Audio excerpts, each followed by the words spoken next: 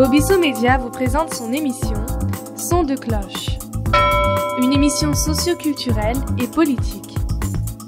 Échanger, écouter des opinions de personnes diverses, connues ou non connues, sur la culture, le social, la politique et autres. Son de cloche, la parole à tous.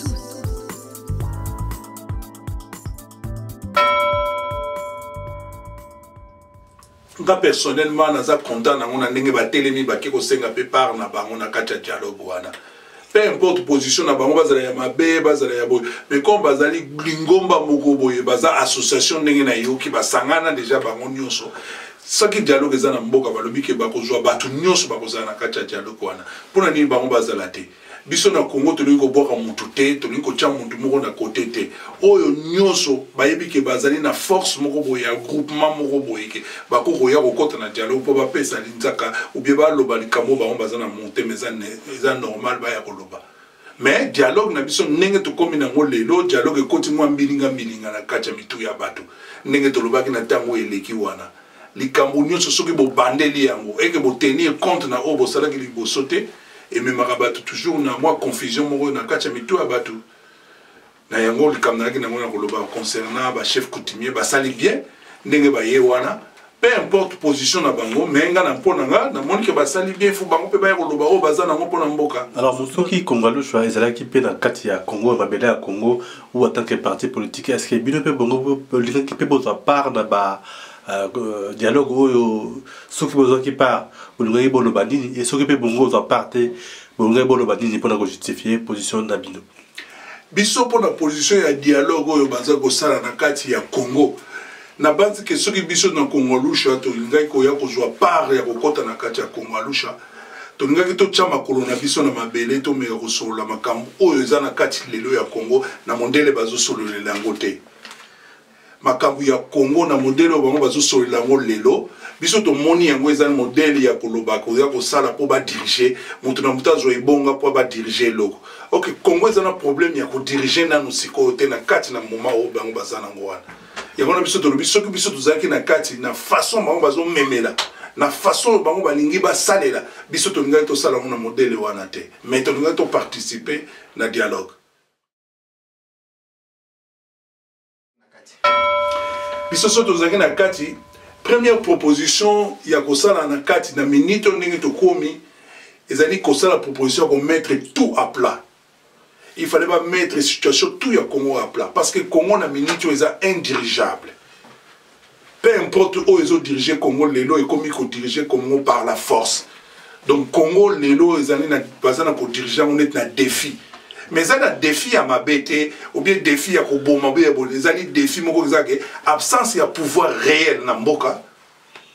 oyo bazala na force, bamonde bakoma konzabaninga. Donc, biso na Congo, la proposition de nous mettre tout à plat.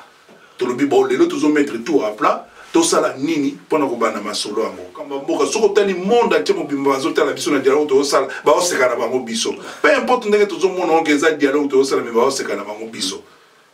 Parce que dialogue wana na ndenge ezaleli pona nga nazobenga ngo eza cop eza shida o ba jeune balobaka na kini to ke kabula masolo moko boy dialogue jamais ba kosala dialogue ya kokabula ba poste ba ke na fond ya likamute ba yende kokabula ba poste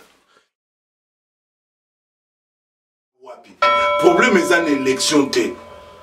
problème na biso eza ordre problème na biso ezali constitution na biso o eza na place ezo koka kokamba mboka wana te. Acteurs politiques au baza na place bazo ko bala na constitution wana te. Donc les kolobanini les loko mettre en plat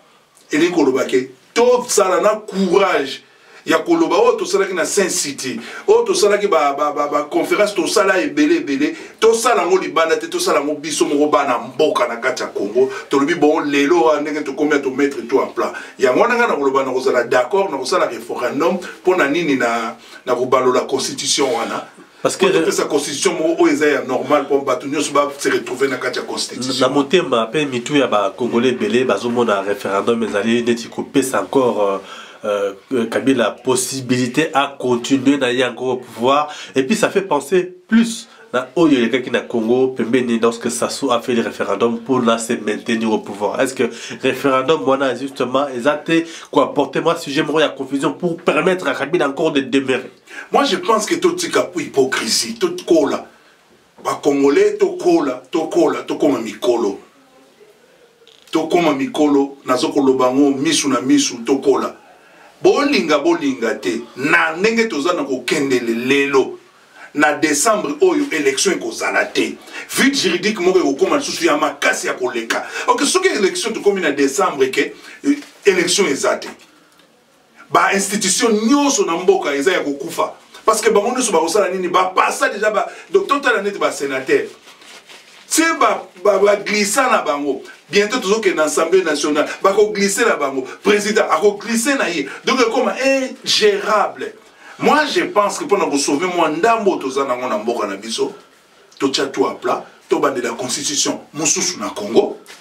Nek to bande la constitution mususu na Congo, to luki modèle na biso ya sika. O to kopona na pona ko sala ba élection, to ko sala ba élection te ba imposer biso yango que to sala modèle ya ba élection moko boye pour esepelisa bato moko boye. To ko sala modèle ya ba élection o ba congolais ba ko se retrouver na kati na yango.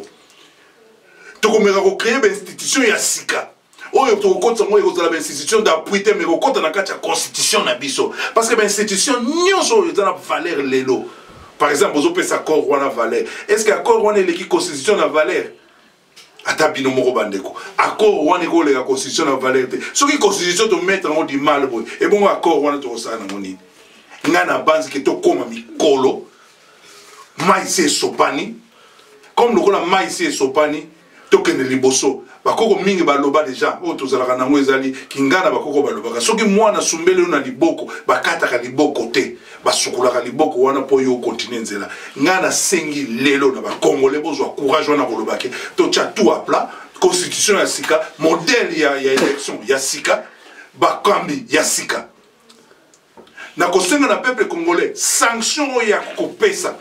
tango constitution sikezoya tango ba modèle élection sikezoya apo na pe ba kambi na ye ya sika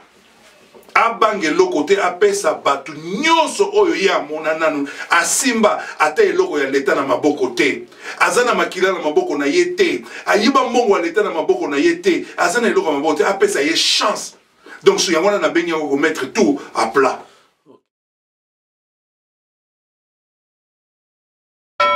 Omoni Kongolusha na likambo eleki na Gambie ifuto zongo na nzela mibale ndenge na lobaka mingi liboko oyo na liboko mususu ya mobali na ya mwasi biso na Kongolusha tozana ndenge na biso to penser pour la situation eleki na Gambie mais pour na bato mususu pe bazana ndenge na bango ba penser na situation eleki na Gambie na sens nini ke eloko na bango na Gambie ba signer ba accord ya kosala démocratie oyo ya lelo ya kosala copie aveugle sans koyeba obosa na teke président on a sali déjà 22 ans na pouvoir. Est-ce que 22 ans on a le pouvoir à salir un système il y a n'engé mususu ya ba Gambie on bien salir un système ba paya ce qui y a nimé ko salir un système ba paya il faut même ngoti na suka biso to banzi ke solution ezala ki tango ndima ya poli il fallait continuer tina suka abongisa makambo na ye ya Gambie mais ce qui lelo bandeko ya pembeni kuna bazana organisation ke baza capable ya kolongola ndenge basali ndenge wana na ndenge na bango na ndenge ya système oyo mutu wana signaki biso to moni yango ezali nakolo bakeza système na bango ba mema ngoti na suka mais pona biso na Congolais to lobaka ke tange yozo copier loko wa mutu aveuglement oyebi même pas ba sens nango soki yindi soki makambo kwelo ndenge nini ko récupérer to ko suka kaka boye ya wana biso na Congolais to linga to proposer ba constitution ya ndenge ya biso ya mboka to linga to proposer ba mandat ya ba président na ba fonction ya ba président exercice na mango ezala eloko ya ndenge mususu ke gêner fonctionnement ya mboka te